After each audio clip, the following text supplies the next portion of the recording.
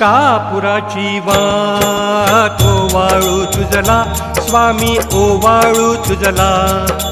देहभाव अहंकार सहजची जाळीला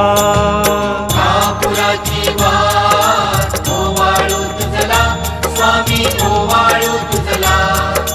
देहभाव अहंकार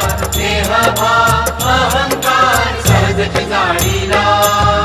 दया क्षमा शांती उजळली ज्योती स्वामी उजळली ज्योती स्वयं प्रकाश